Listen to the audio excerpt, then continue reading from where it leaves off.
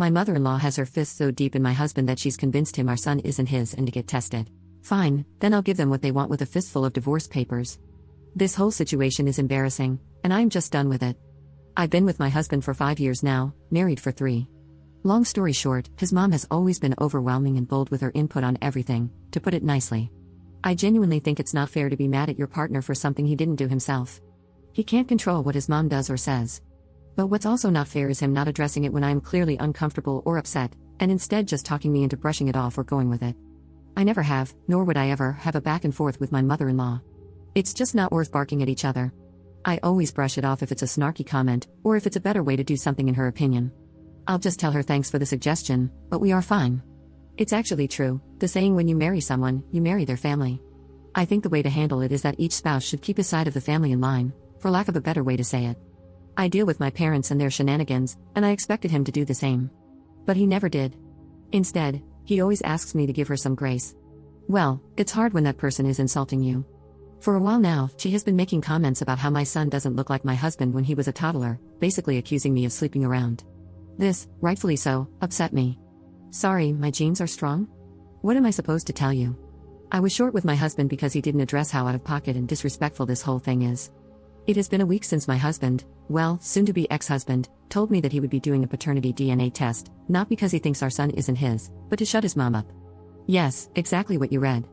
I don't know which is worse, him accusing me of cheating or this, but all I know is that this is audacious.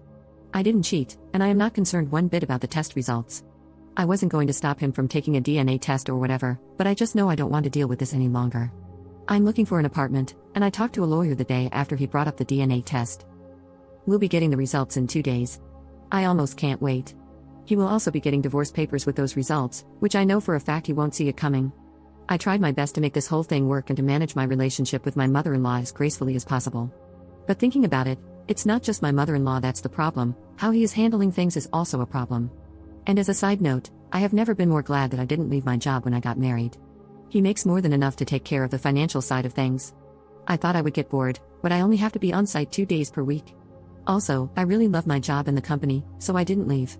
I know that divorce can be hard on kids, but I also experienced the other side. Living with 2 parents who hated each other and fought almost all the time is as hard, maybe even harder. They thought that staying together would be good for me and my siblings, but newsflash, it wasn't. It was traumatizing, to say the least. I don't want my son to live like that because, I'll tell you one thing, I just can't stand my husband anymore. I don't know if this is a weird way of saying it, but I just don't respect him anymore, if that makes sense. I just see an unreliable man, and I know for a fact that our fights won't be the same as before. I would have said what a waste of 5 years, but I have a sweet and smart gremlin now, and having a child really pushes you to be better and to do better, so I can't complain. Update 1. Here to update you, as a lot of people were interested. But real quick, I have a comment about my last post. Please, if you are going through something serious, think twice before posting it. Obviously, I was expecting people to tell me I'm overreacting, but seeing people leave comments like, "You're a disgusting piece of crap, and I hope he takes your child from you in the divorce so you realize what kind of monster you are," was unnerving. As for the update, the day he was supposed to receive the results, I called my father-in-law and invited them to come over that evening. My husband was working when he got the results. He sent them to me and told me he would talk to his mother to finally put this to rest. I informed him that I had already invited them for that evening and that I was just waiting for my apology before I left. I asked that he come home so we could talk before they came over. He called, and I basically told him that this is not working for me anymore. I've already talked to an attorney, filed for divorce, and it might be more expensive than a paternity test, but it would be more effective in making his mother happy.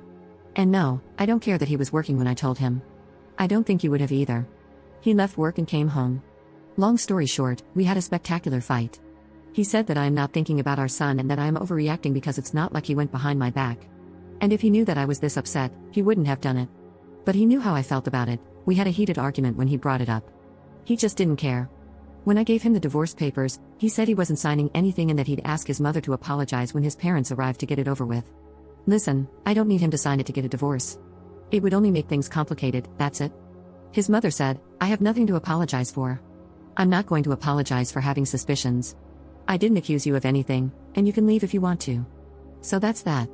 I did leave that night because I wasn't going to get an apology, and he didn't seem to understand that him reinforcing that it's okay for her to do what she did is exactly why I want a divorce in the first place. He eventually told his parents he'd be coming over from time to time to check up on them, as he is their only child, and not to bother coming over anymore until she apologizes. She wasn't amused. She told me I am taking her son away and some whore would take my son too. She is not someone that you can talk to, I'll tell you that much. It's like talking to a wall. All she knows is insulting or being passive-aggressive on a good day. But anyway, we are not getting a divorce, at least not yet. We talked the day after. He said I can always file for a divorce, but we should at least try couples counseling because he doesn't want to co-parent. Edit. He doesn't want to lose his son, plain and simple. Although it's not like if we were to get divorced he wouldn't be able to see his son, but whatever. He did say, when we talked the second time, that he can see how he was wrong, especially knowing his mother. He also mentioned that he'll just shut her down if she meddles this time. But what can I do with just words? I hope he can learn a thing or two about how to deal with his mother in counseling because she is truly overwhelming. If counseling helps him understand that a couple means two people, not three, and that our marriage is a bit crowded right now, that's enough for me. People saying that I'm overreacting in my last post made me ask myself, do I actually want a divorce, or am I just mad? I wanted the divorce at the time, it seemed like the only solution. But if counseling helps us, I can try to work things out. I hope this is a good decision. If not, I'm not stuck. I'll take my son and leave. I have a friend who got divorced in 20 days, an uncontested divorce. When you are on the same page regarding how things would be divided, including custody, it's a matter of how long the court takes to review and finalize the divorce, and you'll be done. That was my plan. Nonetheless, I'm the one working from home, and my son is still so young. It's totally up to him. If he wants to see his son every day when he gets off work, or if he wants to see his son just a couple of times per week. Because I am not tolerating this anymore. Also, someone asked, I'm curious why they asked for the test and why you're so against it? I don't want to assume there were some troubles in the past, but I feel like there's a lot of let up and information left out here. At this point, I've shared so much that these aren't too many details, I guess. I am not religious, and I also dated women at a certain time. She doesn't like that and thinks that me not being religious or not being straight means I have no values or something. She hates that her son married a non-religious person. He is a believer, but he's a non-practicing believer. Either way, his religion or my lack of belief doesn't cause us any problems in our day-to-day life. I hope this clarifies things for you. Oh, and one last thing. People in my last post were debating if paternity tests should be mandatory or not. I thought that from what I wrote, it was clear I didn't cheat and I have nothing against the paternity test itself. It should be obvious to everyone that it's not fair for the child nor the man to be tricked into living a lie. If he was the one who had suspicions, that's a big deal.